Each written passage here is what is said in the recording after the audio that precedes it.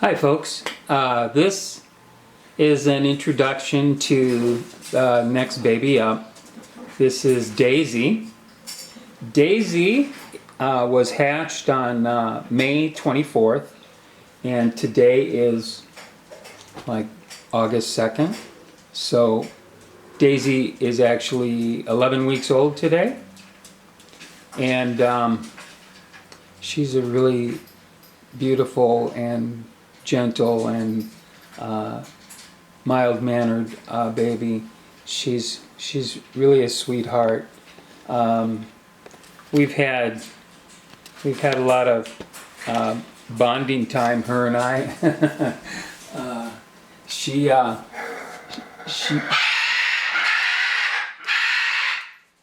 went on a ride with me to Wisconsin to see my mom, and which was really cool. It's about an hour and a half drive, and we had her.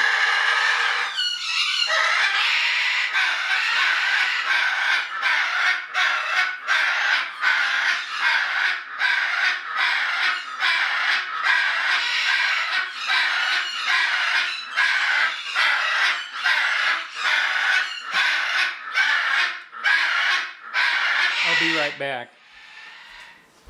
Josie! Josie, you want to get misted? Huh? Is that what you're asking for? Huh? Here you go, guys. I know what you said. Here you go. Here we go. Good boy. Huh? Good boy. Good boy. Yes.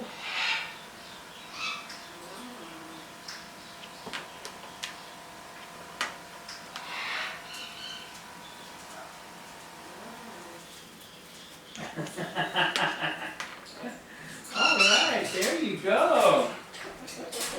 There you go. Cracker? That's not a cracker. You hear Poppy. Poppy with his cracker. He's funny. I've been trying a new thing with Josie. I have a mister, and actually, boy, their feathers are really looking beautiful because they've been getting misted a lot. Now, it's not spraying them with punishment water. It's really light spray. And so what I do is mist him every time he starts making noise. So my reasoning for that was if he is oh my goodness, the Goldens, those are golden conures. They are the noisiest. What baby? Oh, am I gonna talk to you here? Let me see. Should I come into the shot here? Okay. So the golden conures are really the noisiest birds when they want to be.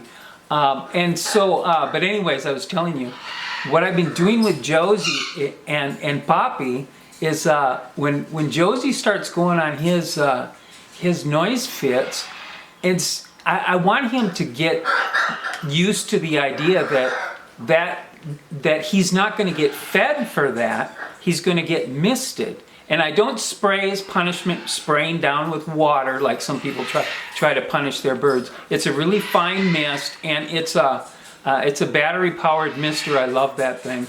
And like I was saying, is their feathers are looking beautiful because they start making noise at a bad time, and I'll go over there and just, very friendly, calmly open the door, talk to them, mist them down. Now, they already have been fed, and they were quietly eating over there when I started the video.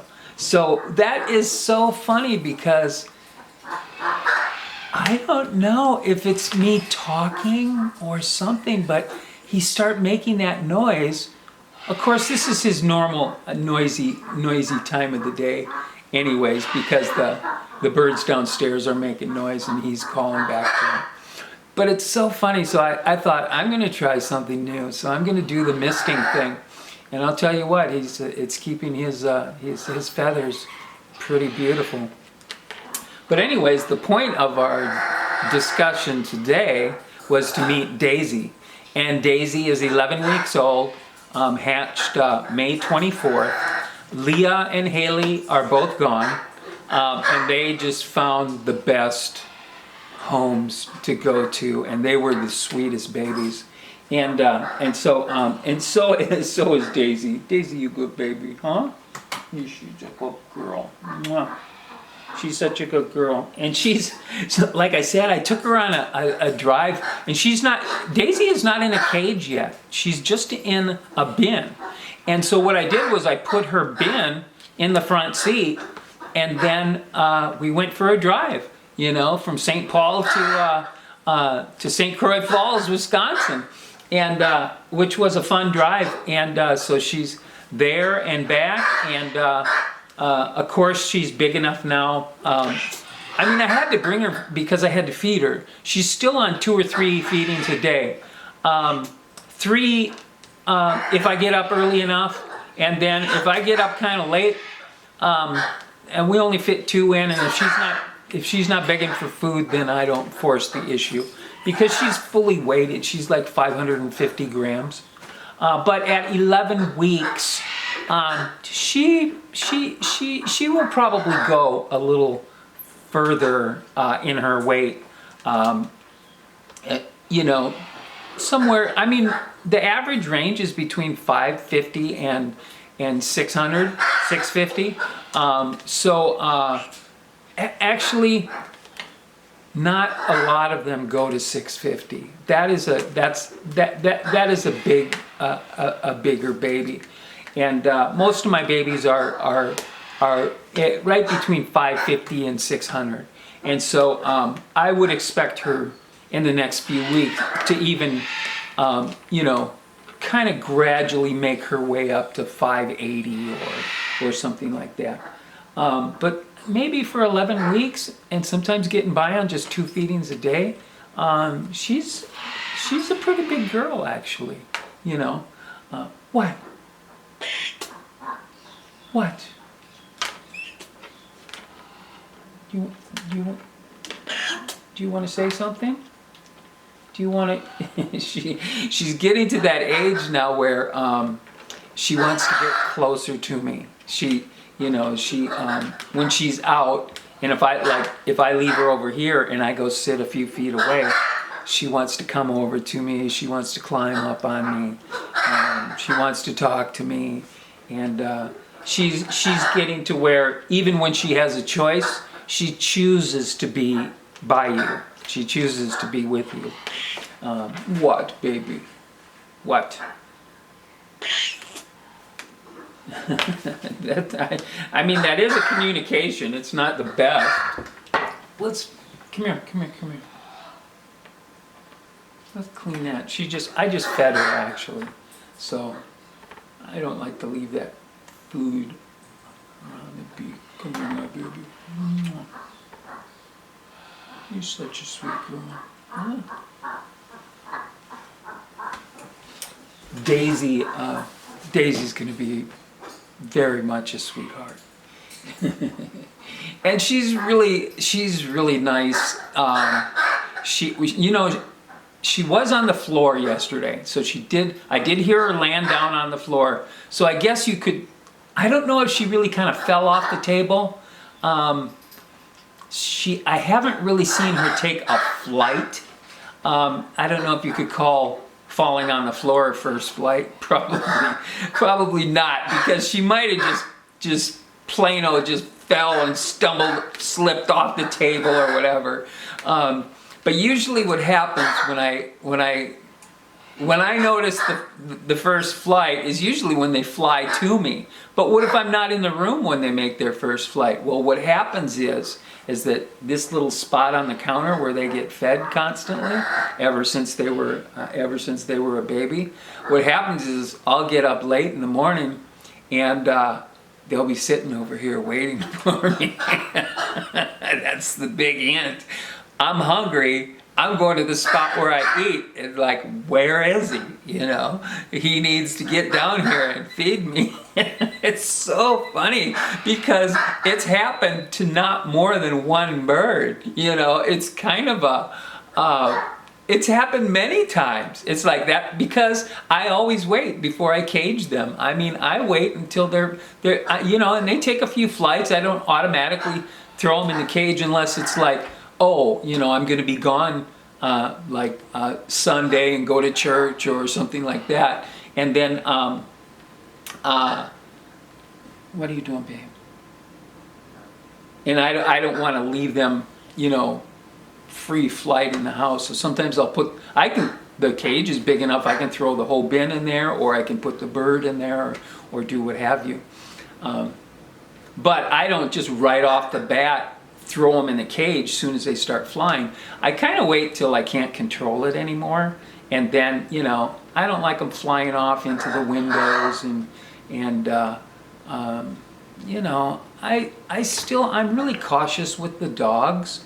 The dogs are good and they've never bothered them, but I still don't want to leave them unattended because you never know what can happen with a dog.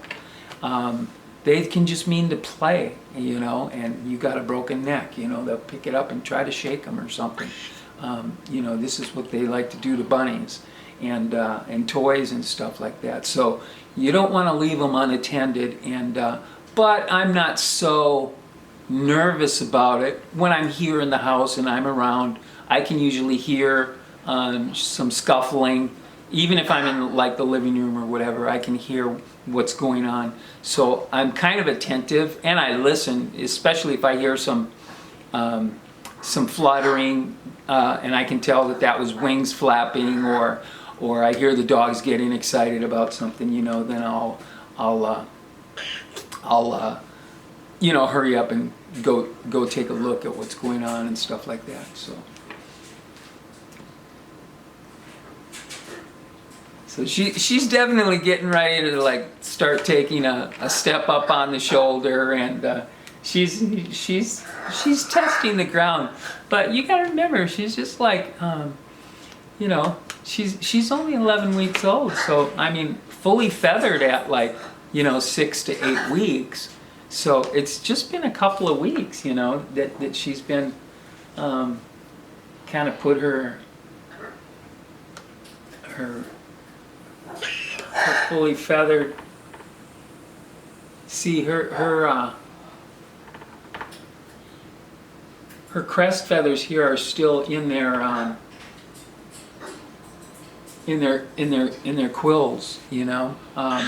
The shafts of the feathers are still somewhat intact. I mean, they're coming out really good, but a couple of them, big, it's not a problem. But we got a couple that are still covered in the shaft, and they bust those out.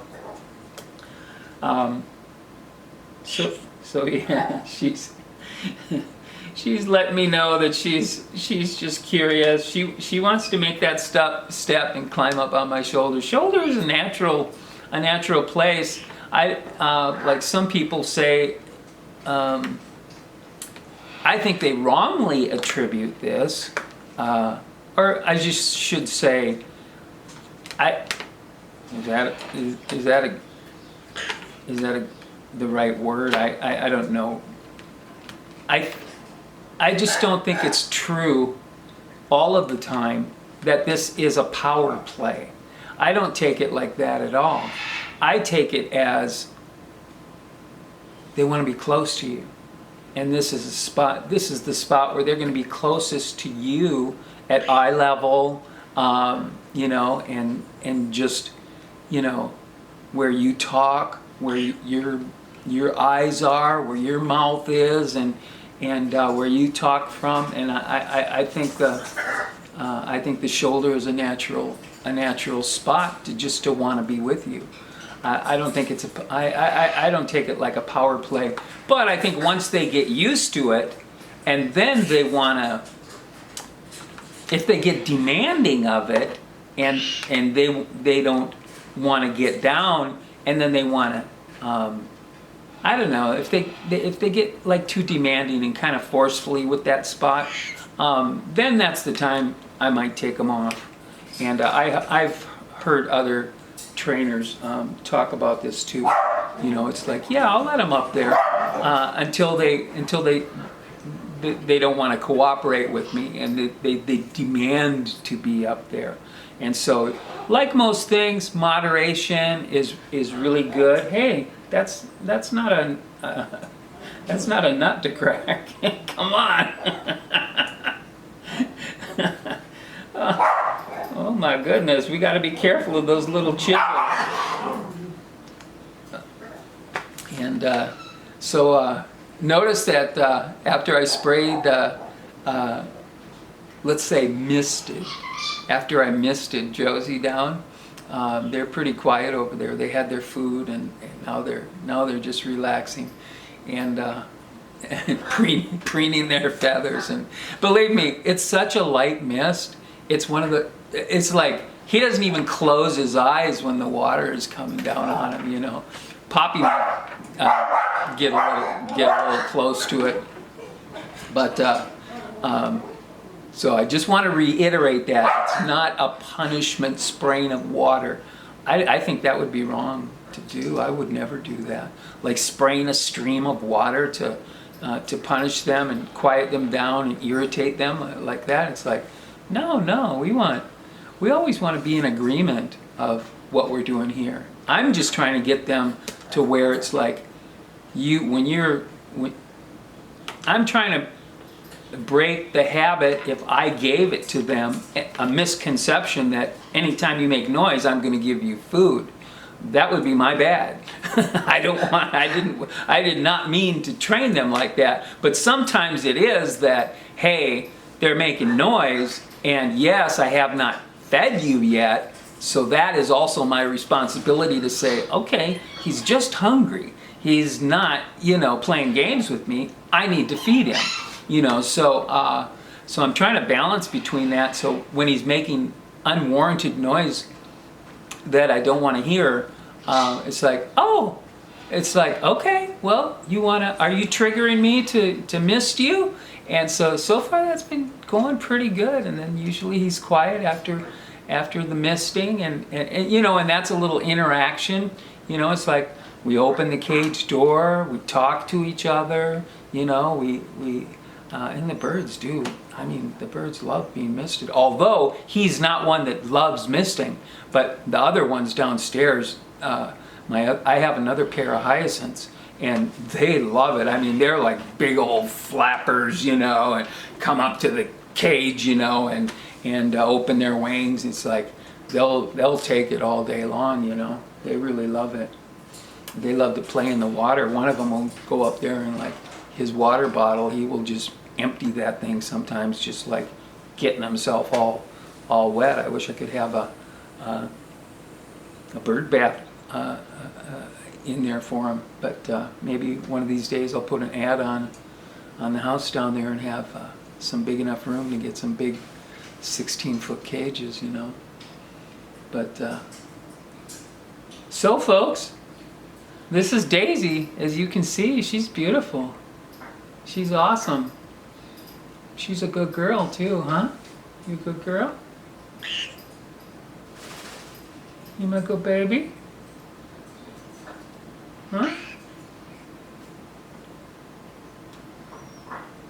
Yeah?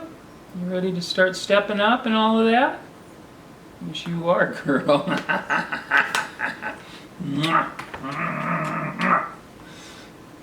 You gotta endure a lot of kisses from me, don't you? But yeah, I think that trip to Wisconsin in the car was an awesome bonding trip, And now I do not suggest when I ship the birds to you and you have to drive 2 hours to the airport, I do not suggest that you try to take them out of their carrier and ride in the car with you on the way home. You gotta wait. That's a stressful day, shipping. So let them mellow out and get used to you and the house and things like that. Give them a couple weeks before you take them on a road trip without a cage. You can do it. You can do it. I've done it many times. So, all right, folks. Well, that's it for today, and introduction to Daisy. And if you're interested in adopting Daisy and being her new guardian, and if you have the desire to have a friend for life, then go ahead and go on my website and contact me, and I'll talk to you about it. So thanks for listening, and thanks for watching.